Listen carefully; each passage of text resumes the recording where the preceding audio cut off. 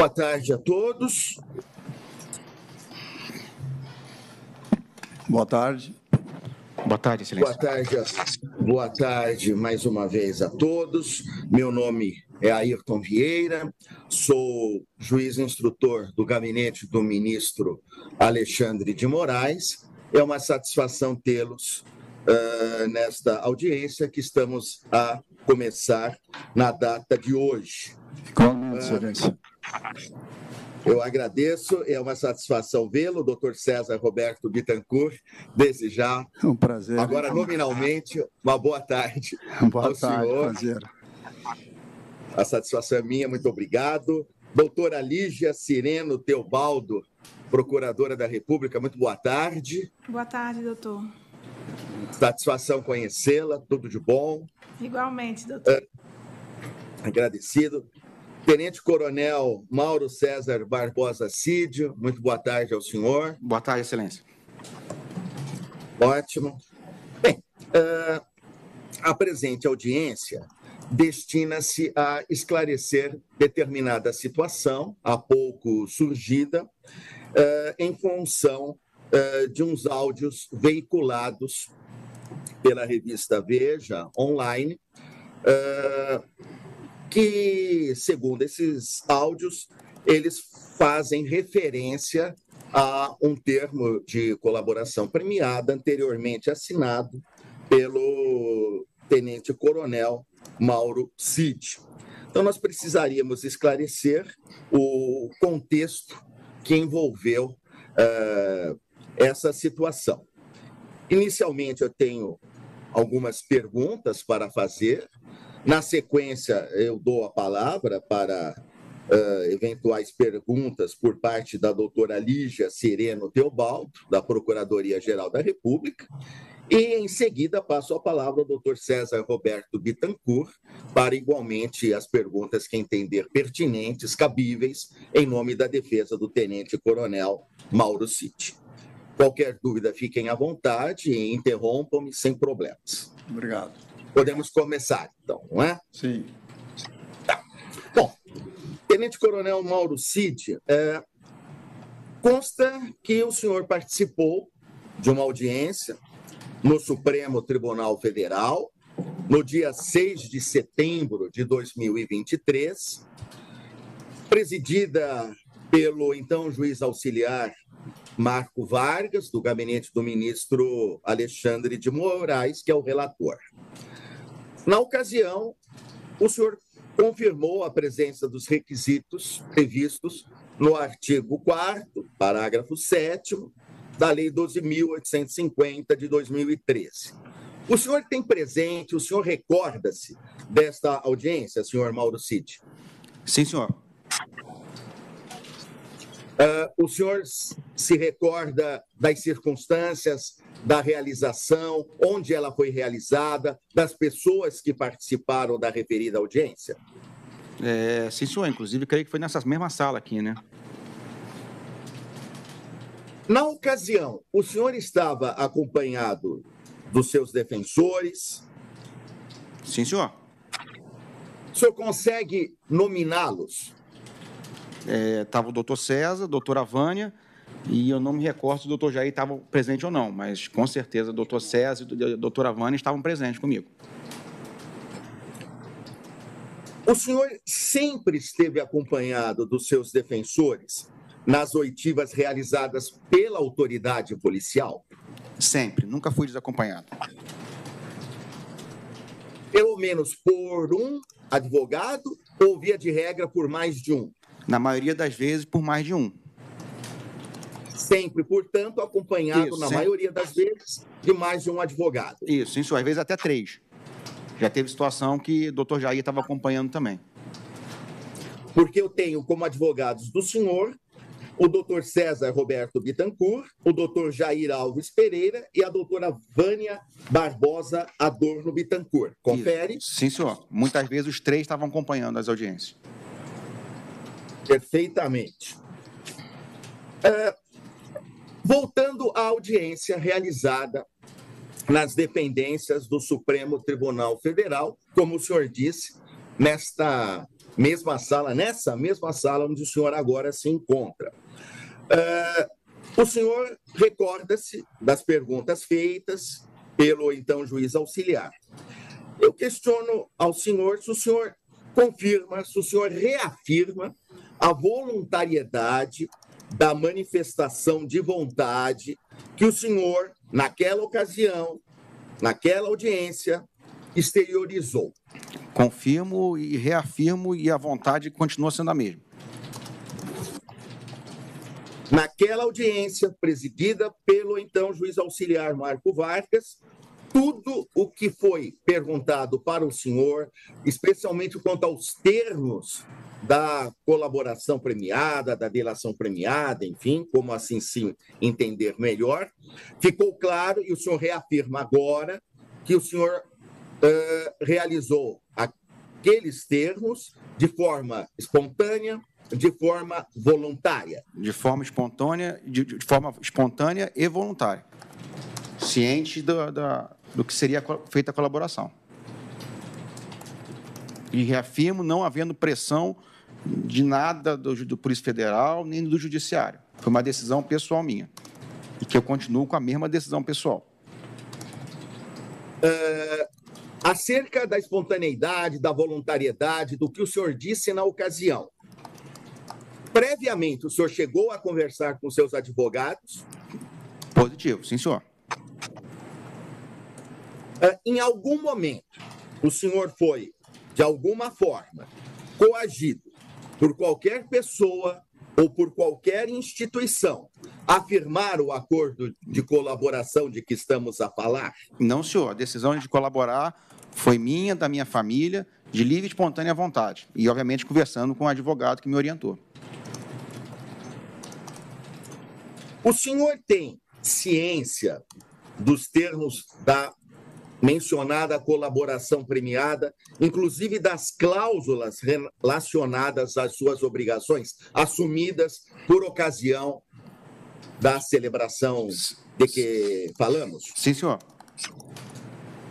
O senhor tem presente, o senhor chegou a ler todos os termos, com eles concordou, com eles trocou ideia com seus advogados, vale dizer, estava seguro, estava consciente de todas as cláusulas envolvidas. Sim, senhor.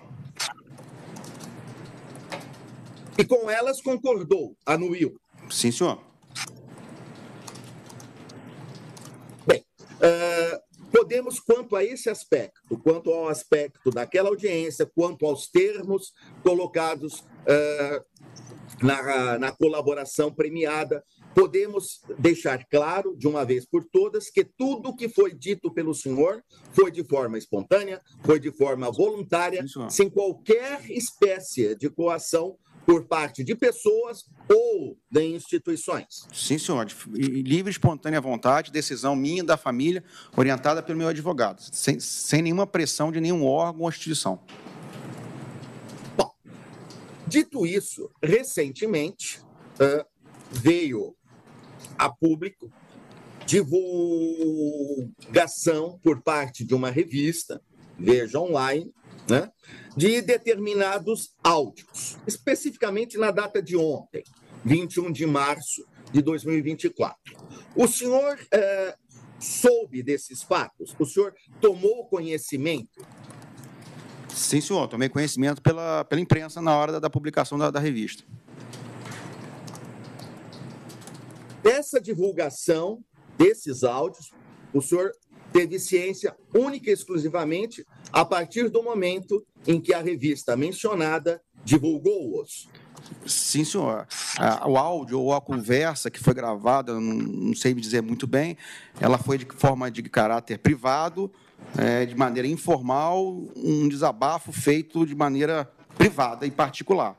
Ela nunca teve o intuito de ser exposto numa revista de grande circulação, que expôs uma conversa privada, particular, de alguém que está com vários problemas e, de certa forma, psicologicamente abalado, de certa forma, em alguns aspectos.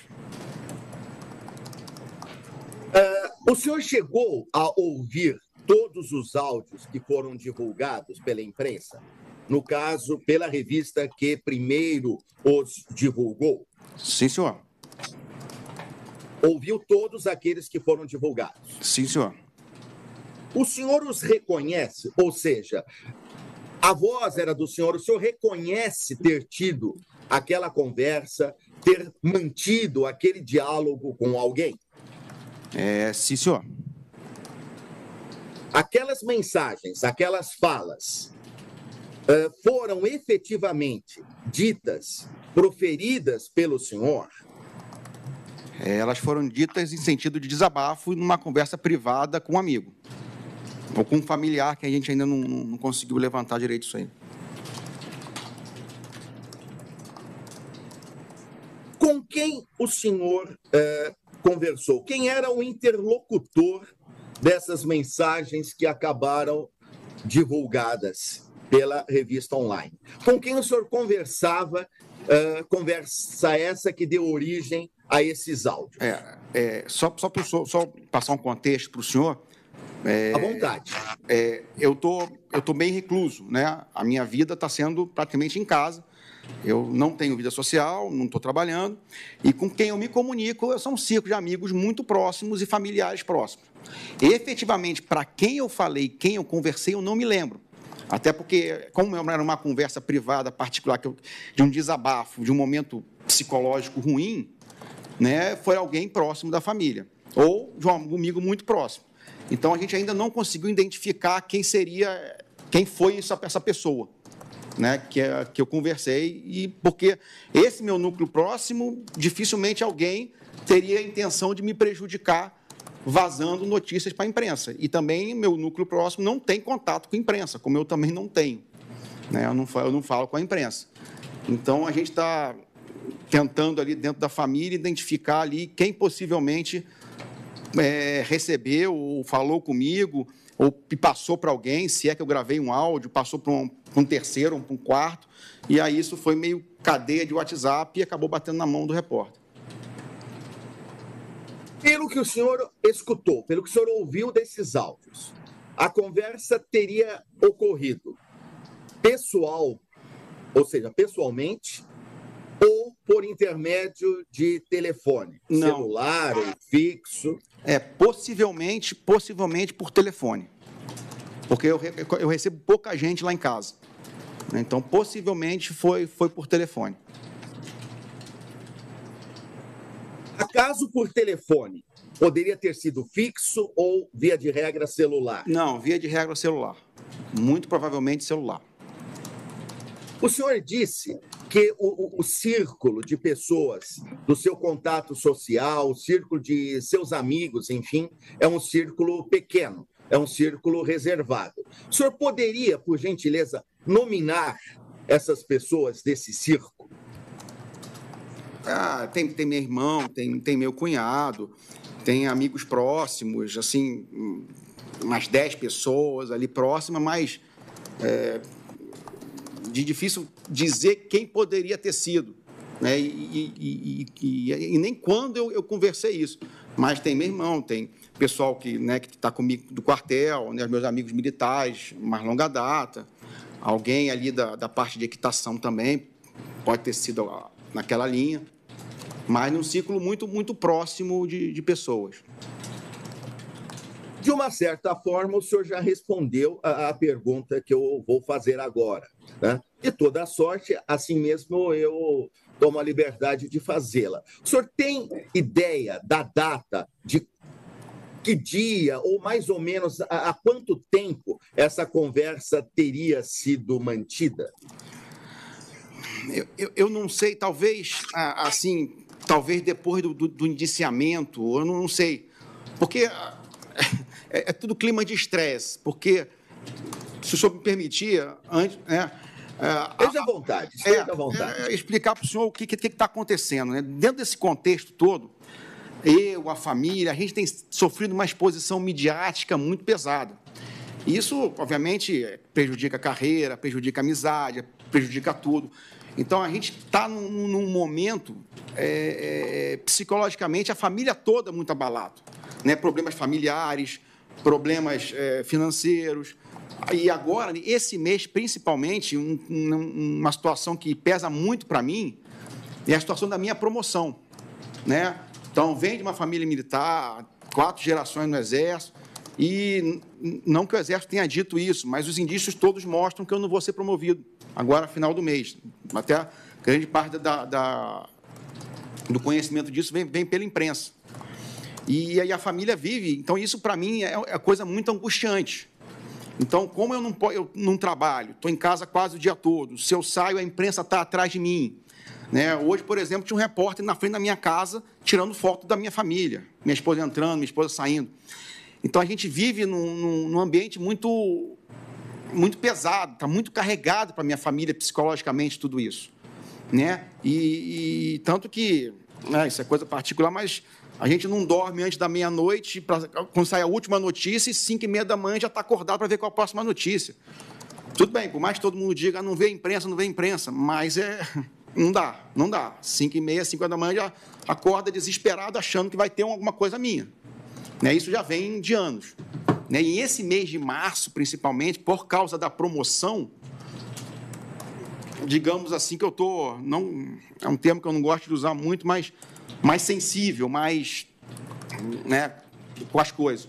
Tanto que tudo que eu falei, tudo que foi um desabafo, eu não tinha ideia de atacar ninguém, nem criticar ninguém, até porque a Polícia Federal, acho que ela sempre me tratou com muito respeito ali, por mais que eles tenham a tese investigatória deles, eu tenho a minha versão, mas nunca houve uma pressão, eu quero que você fale isso, eu quero que você fale aquilo, se não falar você vai perder, veja bem que você vai falar. Ele tem a tese investigatória dele, eu tenho a minha versão. Então, só que quando eu fui falar com um amigo, né, tanto que eu não sei nem se os áudios ali estão na ordem correta, né, o desabafo começa eu criticando até o presidente, que eu falo, pô, tem gente milionária, tem gente aí que não perdeu nada, tá sendo investigado, está na imprensa, mas e eu não, eu perdi tudo que eu tinha. A família está vendendo os imóveis.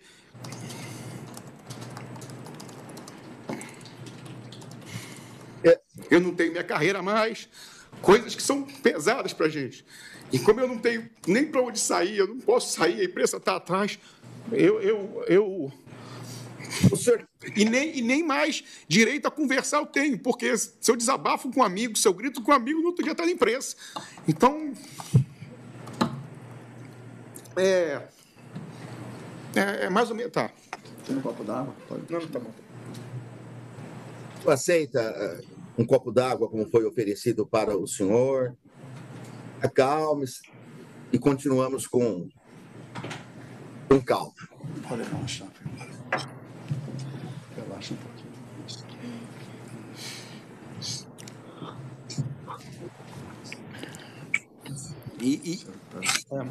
E as palavras ali não tinham sinais de crítica, nem atacar ninguém. Era um desabafo que estava acontecendo, a minha situação toda, o que está acontecendo comigo. Era uma forma minha de expressar.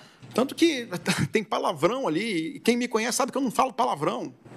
Né? Então, assim, quando eu falo é porque está num nível já alto de estresse. Então, é uma maneira de descarregar e soltar o que está preso ali dentro. Então, em nenhum momento houve coação da Polícia Federal, em nenhum momento eles me obrigaram a falar alguma coisa. Óbvio que eu tinha uma versão e eles me colocavam que eles tinham na investigação. Nós temos isso, está falando isso, é isso mesmo? Eu falava, eu não me lembro, mas e isso? Então, foi isso que aconteceu. Em nenhum momento eles me obrigaram a falar alguma coisa. Não, coloque isso aqui, senão você vai perder a delação. Isso nunca aconteceu. Isso nunca aconteceu. Senhor Mauro Cid, até agora, o senhor falou, nós falamos do círculo de amizade, que embora restrito, mas o senhor mencionou familiares, um irmão, amigos, enfim. Para que possamos ter mais claro, o senhor poderia, por gentileza, precisar, e eu digo nominar, para ser mais explícito, dar os nomes das pessoas com as quais o senhor tem conversado regularmente? sejam elas parentes seus, sejam elas pessoas, amigas suas, enfim, amigos seus. Por gentileza, quais os nomes dessas pessoas com as quais o senhor tem conversado regularmente? Quem eu tenho conversado é meu irmão, Daniel Cid, meu cunhado, Gilberto Ribeiro, minha prima, Monique Cid, tem um amigo que é capitão ou major do Exército, também é Rafael Maciel, tem os coronéis ali mais próximos da minha turma, Coronel Sobral, Coronel Lessa, né? Quem mais que eu converso ali? Tem um pessoal do hipismo, que minha filha faz hipismo, né? Um é um sargento, Tiago Ravia, que eu não acho que eu comentei com ele muito não.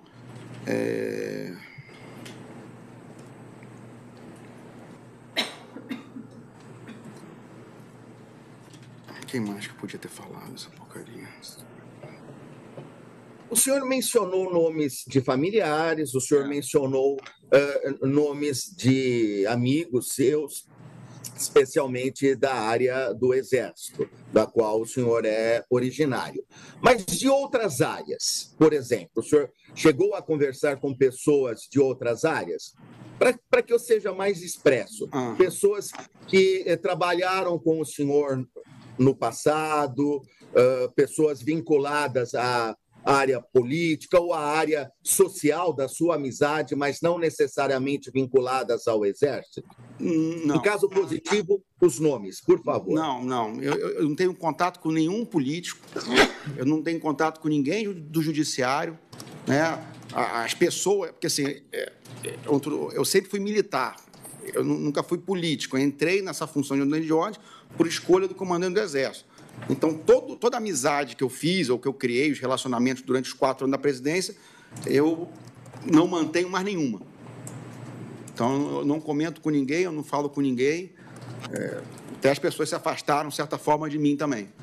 Então, eu não tenho contato com ninguém de núcleo político, de nada, de nenhuma esfera política. De uma forma ou de outra, o senhor talvez até já tenha respondido à pergunta que eu vou lhe fazer, mas de toda a sorte, né, eu precisaria saber quem são os policiais que, de uma forma ou de outra, queriam que o senhor falasse coisas que não sabia ou que não teriam acontecido. Porque isso foi dito, o senhor já fez o contexto, perfeito, mas eu precisaria expressamente de uma resposta sua a esse questionamento para que não pairem dúvidas. Eu não sei o nome dos agentes nem dos delegados que acompanhavam a oitiva. O único delegado que eu sei o nome é o delegado Schorn, doutor Schorn, mas os outros que acompanhavam as oitivas eu desconheço o nome, né? Estava em todas as oitivas que eu participei, mas eu desconheço o nome. Acho que você não entendeu. Mas a pergunta é: alguém forçou? Não houve. Não, ninguém. Desculpa, Excelência. Ninguém. À vontade. Ninguém me forçou. Não foi forçado. Eu volto ao que eu tinha comentado anteriormente, eles tinham a tese investigativa e eu tinha a minha versão. E muitas vezes a minha versão ele contradizia com argumentos que eles tinham nos inquéritos. E eu falava, não, minha versão é essa, isso aqui eu não sei, isso aqui eu não vi. Pô, mas você não viu isso? Não, isso aí eu não vi. E isso aqui, você viu?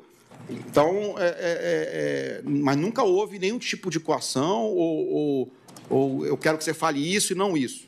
Né? O que realmente tinha é que eles queriam que eu lembrasse o que tinha acontecido, de uma ligação, de um evento, de uma reunião, com mais detalhes do que muitas vezes eu poderia dar, porque eu não me lembrava, ou porque realmente não aconteceu nada do que a tese investigatória, não sei o termo correto, estava seguindo.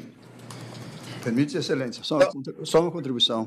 Houve algum induzimento em resposta que eles queriam? Não? Houve algum induzimento? Nunca houve. O que tinha, eles me mostravam, você está falando isso, mas Ciclano disse isso, mas nós levantamos isso. Eu falei, não, mas isso eu não sei, e o que aconteceu foi isso, mas parece que aconteceu aquilo.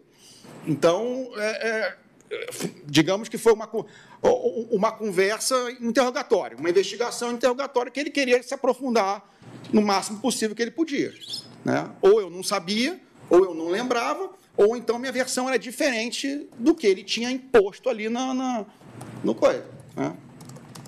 Senhor Mauro Cid, em resumo, então, quanto a esse aspecto, seja delegado da Polícia Federal, seja agente da Polícia Federal, enfim, nenhum membro da instituição Polícia Federal pediu que o senhor dissesse coisas sabidamente não ocorridas, ou induziu o senhor, ou coagiu o senhor, correto? Correto. Não houve por parte de nenhum membro da Polícia Federal. Não, senhor. E meu áudio, como é um áudio de desabafo, muitas vezes a gente usa as palavras erradas, né? Porque o contexto era, eles não estão acreditando em mim. No contexto, né, eles não estão acreditando em mim. Eles têm uma linha investigativa e eu estou dizendo a minha versão, e eles não estão acreditando em mim. Então, foi um pouco nessa linha. Claro que a investigação tem outros fatos e o delegado tem a tese, tem todo o direito, a linha dele. Mas voltando e lembrando o que eu queria dizer realmente no áudio foi, assim, eu falei A e ele achava que é B, mas nunca... eu coloquei A. O que foi dito foi o que eu achava que era verdade. Eu não botei B para agradar ele ou agradar. Eu falei o que realmente aconteceu, sem mentir, sem omitir, sem faltar a verdade. Senhor Mauro Cid, no áudio, lá pelas tantas, há uma passagem, daí porque eu quero saber qual é a versão, aspas, verdadeira, fecha aspas, né?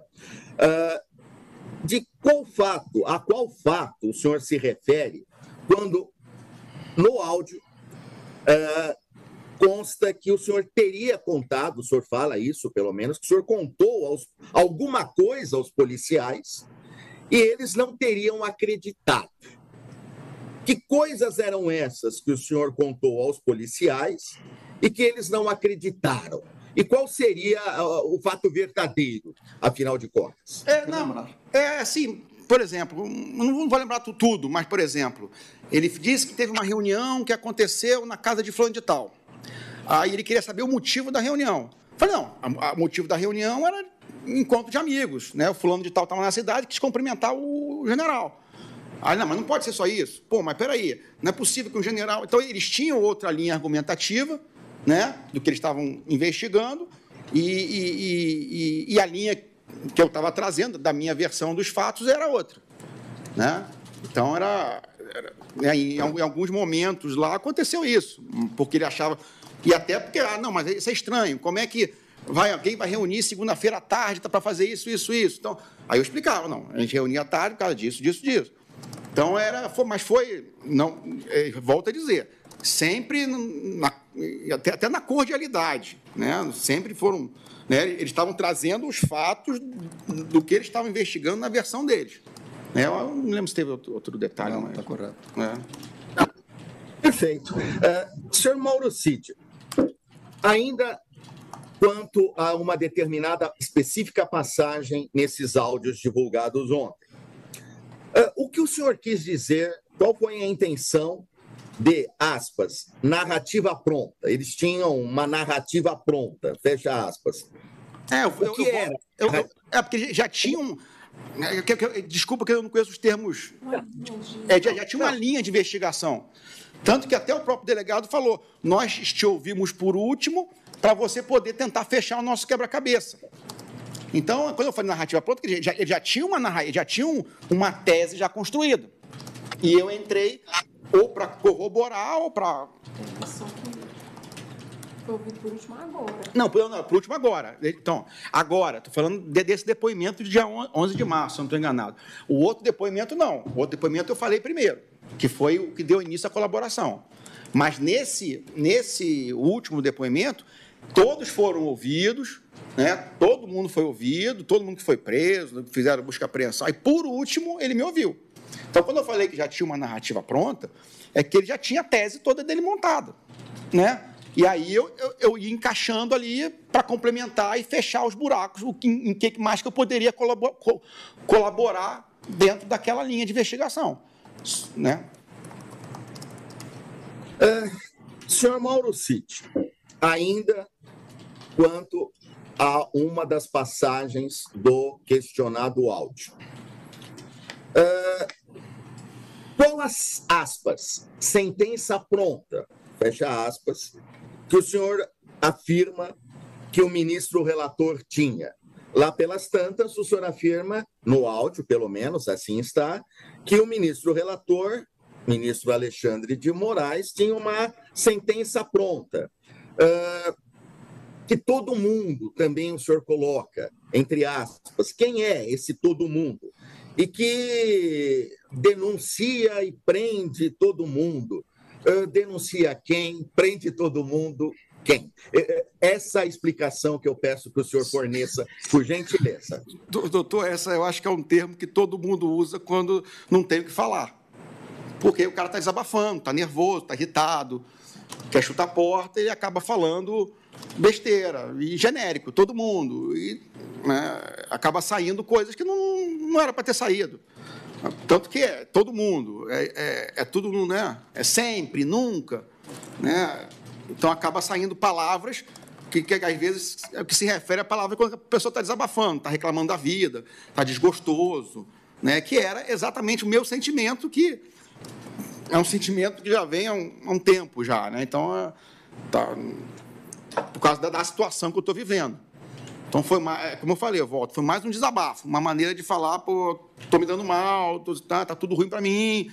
Então, por isso que as palavras genéricas, né? Todo mundo, né? Tudo pronto, né? Então, acaba sendo utilização de palavras numa conversa privada com um amigo que está lá te escutando, né? Então, por isso que não tem nenhum fato específico que eu possa dizer, comprovar isso que eu falei. Por isso que eu digo que são palavras de desabafo. É que eu vou dizer que um desserviço que a Veja faz a tudo, ao inquérito, à preservação da segurança da minha família, à cabeça das minhas filhas, né? E por aí vai. O senhor afirmou também que, aspas, todos se deram bem, ficaram milionários, fecha aspas. Quem são esses todos que se deram bem? Quem são essas pessoas? Quem ficou milionário? De que forma ficou milionário? Enfim, por gentileza, essa passagem agora que eu peço que o senhor não só contextualize, mas explique. Assim, é um pouco um sentimento, não vou dizer que eu estou me sentir abandonado de alguma forma, mas, obviamente, eu estava falando do presidente Bolsonaro, né, que ganhou Pix, aqueles negócios todos, né, e fala também, né, dos generais ali, que todo mundo que está envolvido está na reserva, né, todo mundo que está envolvido ali, né, da investigação já está na casa dos seus 60 anos, 70 anos, já teve sua vida toda, já atingiu todos os seus objetivos de vida e agora estão sendo investigados. E no meu caso, não, né? Até eu falo palavrão lá, né? Eu perdi tudo. Estou com 45 anos, venho de uma família, né, quarta geração de militar numa família e que estou vendo minha carreira desabar na minha frente. Estou vendo amigos meus, né, vou usar a expressão que eu gosto de usar, leproso, né? Não porque eles acham que eu fiz alguma coisa de errado, mas porque sabem que pode se prejudicar no exército, se ficar se aproximando de mim. Então, e eu falei do político também, né, que os políticos, né, a exposição para o político é até boa, porque sai na mídia, depois ele se elege. Né, e eu não sou político, eu não sou militar, eu não quero ser político, eu quero ter minha vida de volta. E eu não consigo ter minha vida de volta nem de conseguir ir na esquina. Hoje, eu botei a cara para fora de casa, estava o repórter tirando foto da minha casa, minha esposa chegando e tirando foto da minha esposa.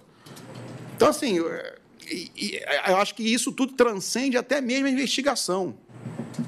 Entra na parte pessoal, da parte de mídia, né, que maltrata a gente 24 horas, meu nome não sai na imprensa, todo dia tem um troço, Então, esse troço psicológico ali, você está...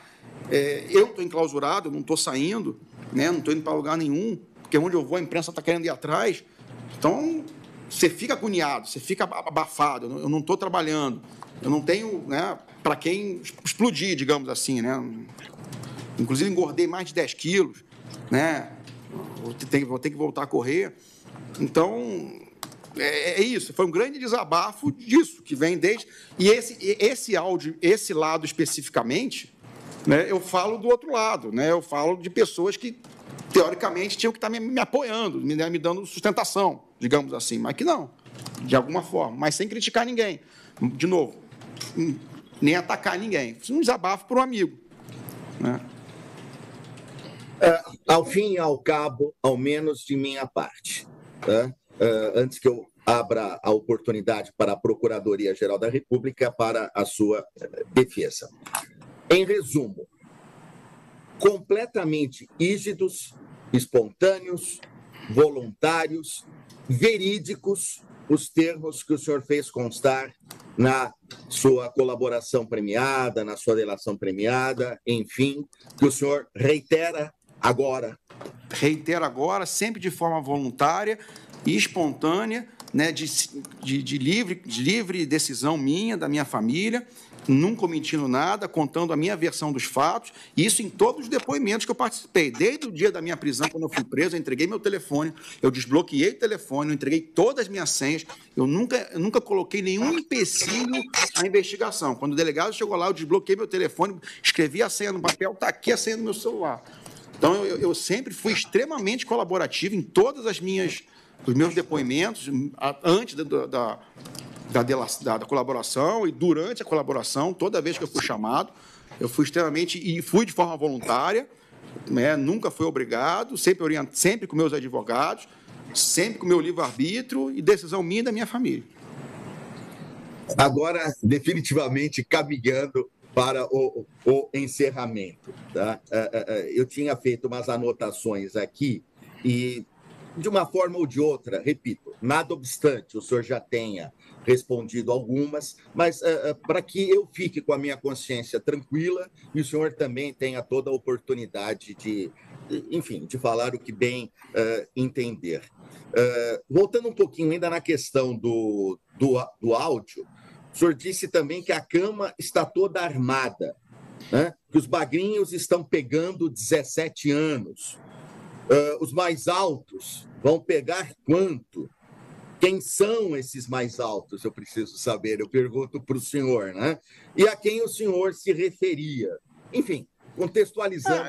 O contexto geral é aquela uma reclamação genérica do que está acontecendo. Cada vez que você vê um elemento lá sendo preso a 17, 15 anos de prisão, você toma um susto, porque se estão acusando o pessoal mais alto, digo os generais, o pessoal que está sendo investigado, né? O que vai acontecer com essas pessoas? Né? Então, esse que era o sentimento de caramba. Né? Se o pessoal de baixo, né, que seria o de baixo, já está tomando 15, 16, 17 anos de prisão, quanto que o pessoal de cima, que está sendo chamado de planejador, de financiador, vai pegar. Né? Então, é desabafo, preocupação com o futuro, preocupação com o que vai acontecer, né? E até a tensão diária que a família vive, que não são só eu, é a família, são 3 filhas, né? Pai, mãe. E outra coisa que eu falei no áudio, que também pesa demais. Nessa investigação toda, eu fui o único que tive a família toda exposta pela imprensa. Não pelo judiciário, mas pela imprensa. A imprensa revirou minha vida toda, revirou até a vida do meu irmão, da minha irmã, que não mora nem no Brasil, né? Expôs tudo, minha filha, expôs áudio da minha filha, teve o jornal Metrópolis, expôs o áudio da minha filha, que também, como vazou esse meu áudio, alguém vazou um áudio da minha filha, né? Que ela conversando com uma amiga, onde ela diz que não tinha que ter intervenção militar nenhuma, que era coisa, obviamente, que ela ouvia em casa, né? Mas vazou, estava na capa do Metrópolis, ficou lá meia-manhã com o áudio dela. A menina de 15 anos chorando em casa, porque que não estava indo para a escola, porque, né, até a professora lá tuitando coisas contra mim no coisa, ficou com quase um ano sem ir para a escola. Chorando em casa, achava que estava me prejudicando. Então, assim, não sou só eu que estou sofrendo com isso, é eu e toda a minha família. Né? Então, quando eu falo que eu estou recluso, porque eu não quero trazer mais problema, mas parece que a imprensa não me larga, parece que qualquer coisinha minha eles querem vazar, que não sei por que eles acham interessante, ou sei lá quem, né? Então, esse clima todo que que a gente sente isso aí. A gente vê o pessoal sendo condenado a 17 anos, e aí? Né? Você olha aquela pressão toda, família, a mídia fala um monte de besteira, e não adianta. Né? A mídia social, todo mundo lê, todo mundo sabe. Por mais que minha filha tenha 15 anos, ela sabe o que está acontecendo. A minha mais velha tem 19, né? É um pouco mais madura. Mas, mesmo assim, né? E aí eu fico preocupado. Quando vazou o áudio do Metrópolis, né? Eu fico com medo até dela se matar, porque sabe como que é adolescente, né? Aquela adolescente ficando no celular, presa em casa, né? Se bem que ela monta, então dá uma desopilada nos problemas. Mas você sabe que o que vai acontecer. Então, é uma responsabilidade muito grande. Tanto que, depois que vazou a porcaria do áudio, minha filha chorando em casa. O que vai acontecer com meu pai? Então, assim, é um desserviço que essa porcaria da imprensa faz, de pegar um áudio privado de amigos, que o cara está desabafando, vivendo um problema que eu estou vivendo mais de sei lá quanto tempo, e expor isso como se fosse matéria de futebol. Né? Como se fosse outra matéria para dar clique, para dar like, sei lá. Né? Senhor Mauro Cid, nada obstante, o senhor também já tenha, de uma forma ou de outra, deixado muito claro, mas, enfim, o senhor confirma integralmente o último depoimento que o senhor prestou na Polícia Federal, no recente dia 11 de março de 2024? Concordo com tudo que eu falei, não fui pressionado, tudo que eu falei foi verdade, respondi todas as perguntas que foram me questionadas e que eu poderia responder. O senhor também já... Confirmo tudo que eu falei. O senhor também já respondeu, mas, enfim, nesta ocasião o senhor estava acompanhado pelos seus advogados, correto? Isso. Positivo, pelo doutor César e pela doutora Vânia. O senhor tem mantido contato por qualquer meio, com outros investigados ou pessoas, interlocutores, pessoas que falem em nome desses outros investigados? Não. Nenhum? Não. Nem investigados, nem interlocutores? Não. O senhor deseja manter o acordo de colaboração premiada ou pretende rompê-lo? Não, desejo manter o acordo de colaboração premiada. E o que a Veja fez foi um desserviço para o inquérito, foi um ataque à minha família e uma ação nefasta de uma mídia complicada de se lidar. Mantê-lo e nos exatos termos em que ele foi celebrado. E nos exatos termos que foi celebrado. Perfeitamente, senhor Mauro Cid. Agora sim, de minha parte, pelo menos por enquanto, nenhum outro questionamento, nenhum outro esclarecimento. Porventura, se eu assim entender, após as perguntas da doutora Lígia Cireno Teobaldo, da Procuradoria-Geral da República, e do seu defensor, o doutor César Roberto Bittencourt, salvo engano, é a doutora Vânia Barbosa Adorno Bittencourt, que também o acompanha. Isso. Então, eu me penitencio de público e dou boa tarde para a senhora, doutora Vânia Barbosa, que até então eu não tinha tido essa oportunidade, eu não tive essa percepção. Tive no decorrer do depoimento. Muito boa tarde, uma satisfação vê-la igualmente. Boa tarde. Muito bem. Então, eu passo a palavra agora à doutora Lígia Cireno Teobaldo, pela Procuradoria-Geral da República. A senhora esteja à vontade, pode fazer as perguntas diretamente ao senhor Mauro Cid e ele diretamente responderá para a senhora. Agradeço, excelência. Boa tarde, senhor Mauro Cid. A respeito especificamente da cláusula 11 do seu acordo de colaboração premiada, que estabelece o dever de falar incondicionalmente a verdade. O senhor confirma que essa cláusula tem sido cumprida durante todos os depoimentos que têm sido prestados à Polícia Federal? Confirmo. A respeito da cláusula 18, que impõe o dever de sigilo sobre os termos da colaboração premiada, o senhor confirma que ela tem sido cumprida? Confirmo, eu nunca fiz nenhum comentário sobre o que eu falei, sobre o que me foi perguntado. Tanto que os próprios comentários que eu fiz, né, no meu desabafo, foi maneira ampla e genérica. né? E os vazamentos que tiveram na imprensa, né, do decorrer do tempo aí, nunca partiu nem da minha pessoa e da defesa. A respeito da cláusula 19, que toca isso que o senhor acabou de me dizer, que impõe o dever de preservar o sigilo da colaboração, o senhor confirma que ela tem sido cumprida? O senhor chegou a compartilhar os termos da sua colaboração com terceiros?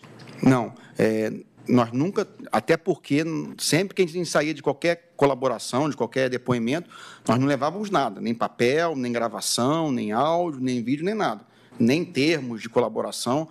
Então, nem eu, nem a minha defesa, doutor César, nós não temos nenhum documento que foi produzido durante os depoimentos. E nem mesmo comentamos com ninguém o que foi perguntado, o que foi dito. Os vazamentos que estão acontecendo são vazamentos, né, oriundos de outros órgãos, de outras pessoas.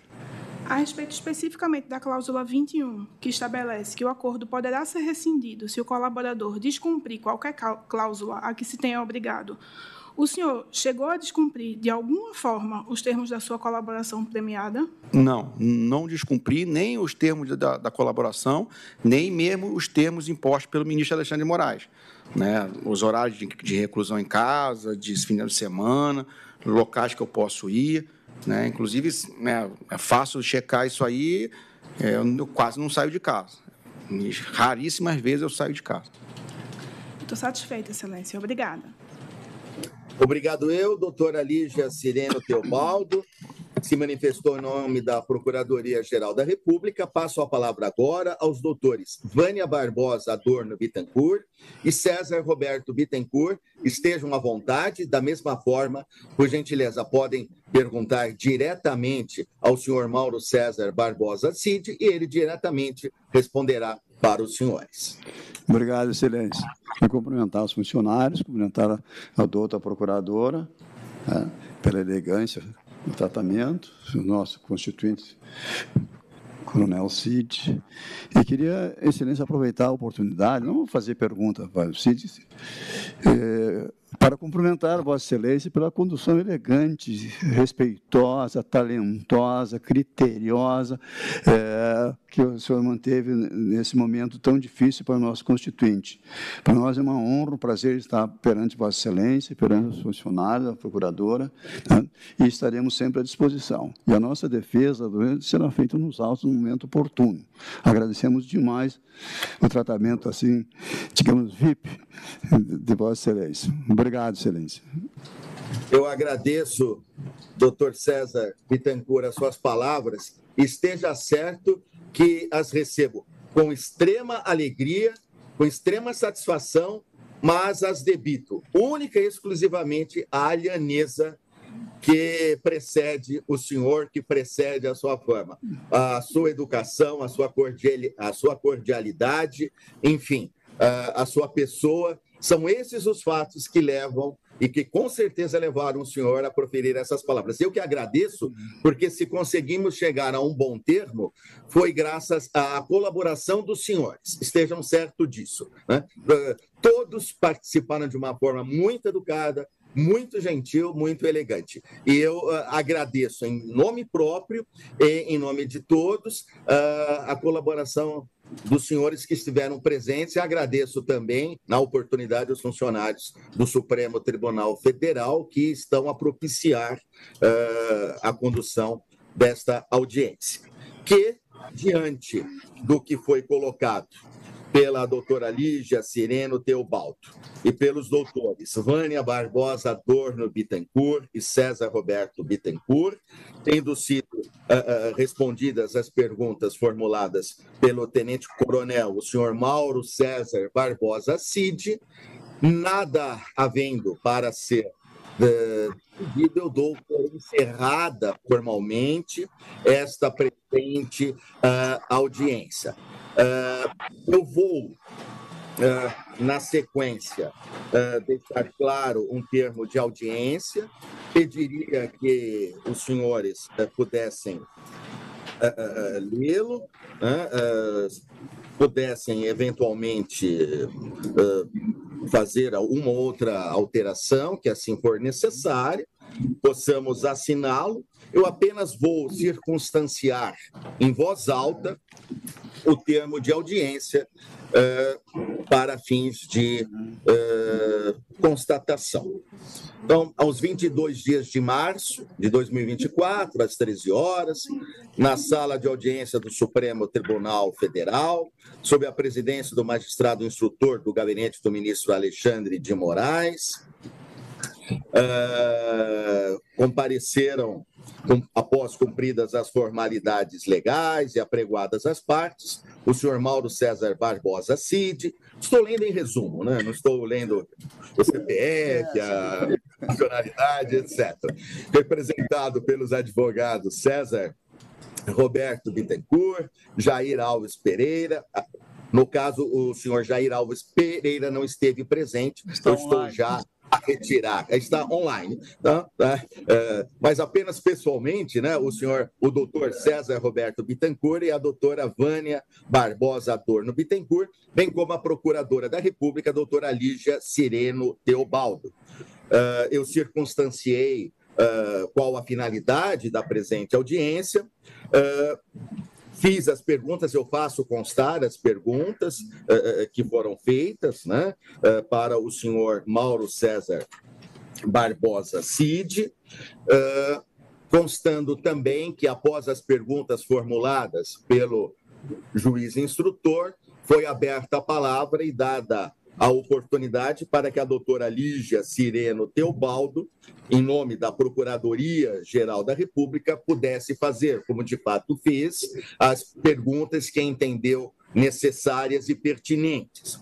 Após o questionamento por parte da doutora Lígia Cireno Teobaldo, foi concedida a palavra aos doutores Vânia Barbosa Adorno Bittencourt e César Roberto Bittencourt, que, pela defesa do senhor Mauro César Barbosa Cid, puderam manifestar-se da forma como entenderam por bem.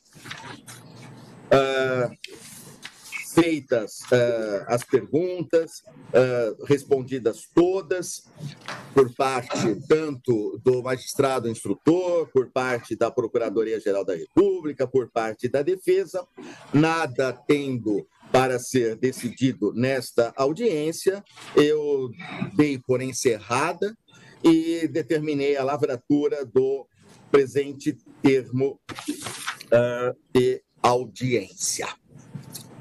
Correto? Peço apenas que os senhores, por gentileza, possam ler, fazer eventuais correções necessárias, assinar. Está gravando. Eu fiz só um resuminho das respostas muito rápido do que eu respondeu, mas para vocês darem uma leitura dinâmica, Excelência. Mas com todo o tempo necessário, por favor. Tem uma copa. Põe a Danellis? Tá, obrigado.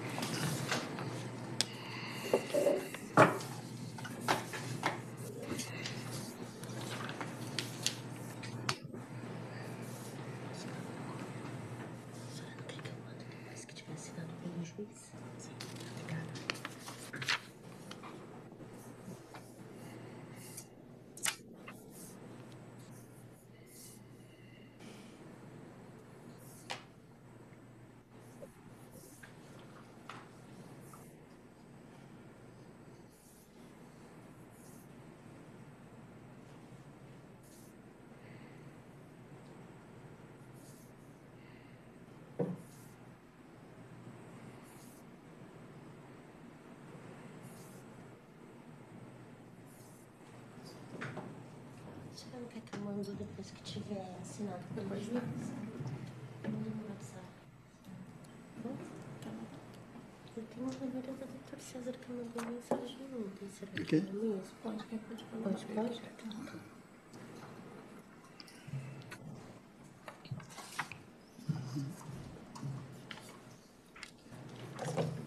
Essa é a segunda.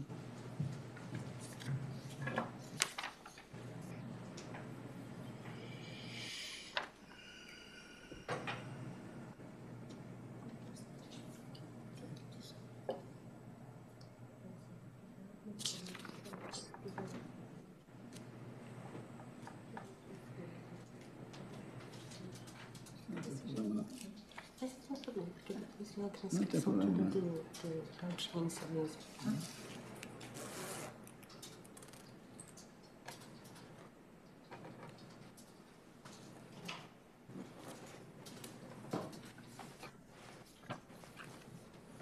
Esse mesmo para formalizar o ato. Depois a gente junta a transcrição. Pouco juiz assinado, eu mando para o senhor pela sala, tá bom? Não está por aí. Deixa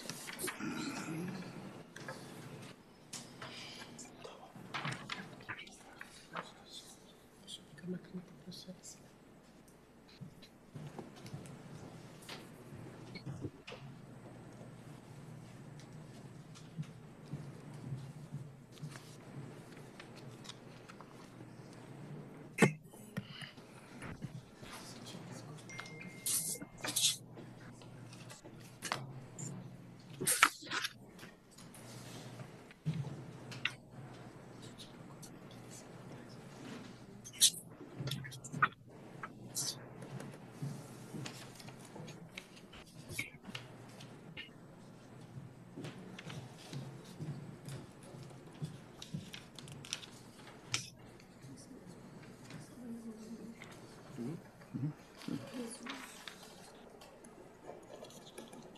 Que assim. Tem outra caneta?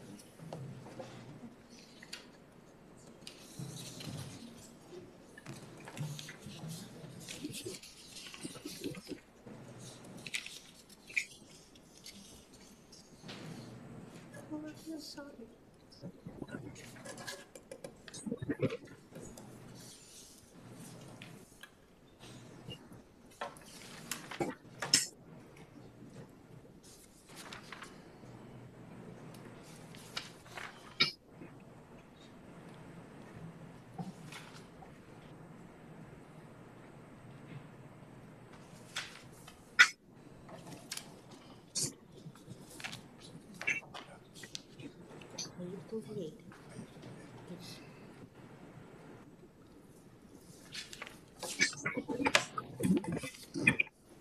Isso.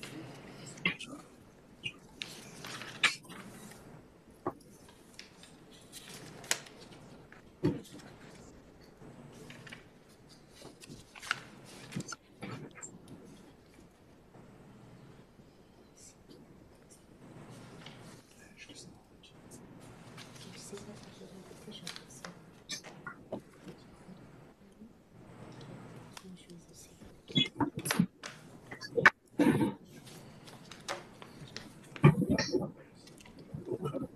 sim. Pode vir.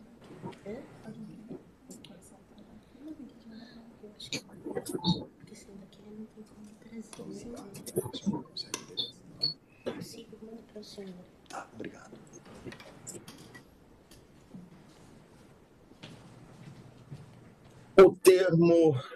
O termo de audiência foi assinado por todos pelo senhor Mauro César Barbosa Cid, correto? Sim, senhor.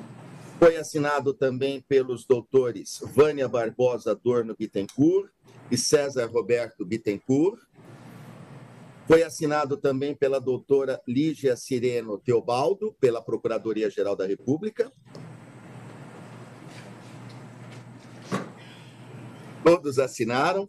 Sim, doutor. Eu vou assinar na sequência. A audiência em si já está encerrada, o termo de audiência já foi devidamente assinado. Eu tenho, no entanto, que cientificar a todos que o senhor ministro relator, Alexandre de Moraes, nos autos da PET 11.767 do Distrito Federal, decidiu e decretou a prisão preventiva do senhor Mauro César Barbosa Cid.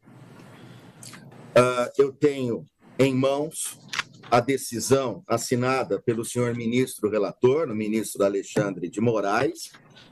Posteriormente, os senhores vão recebê-la, vão tomar ciência do seu conteúdo, das razões que levaram o senhor ministro a decretar a cautelaridade prisional, a prisão preventiva do senhor Mauro César Barbosa Cid. Eu apenas aqui estou oficialmente dando ciência a todos os senhores, ao senhor Mauro César Barbosa Cid, aos doutores Vânia Barbosa Adorno Bittencourt e César Roberto Bittencourt, bem como a doutora Lígia Sireno Teobaldo, desta decisão, repito, todos os senhores oportunamente receberão cópia, e já adiantando que ela será imediatamente cumprida. É isso que eu tenho para ainda cientificá-los, né? Há quaisquer outras dúvidas, quaisquer outros questionamentos, eu peço encarecidamente que sejam efetuados e endereçados na petição em questão, né, na PET em questão, e encaminhadas para que o senhor ministro relator possa efetivamente apreciá-las e decidir.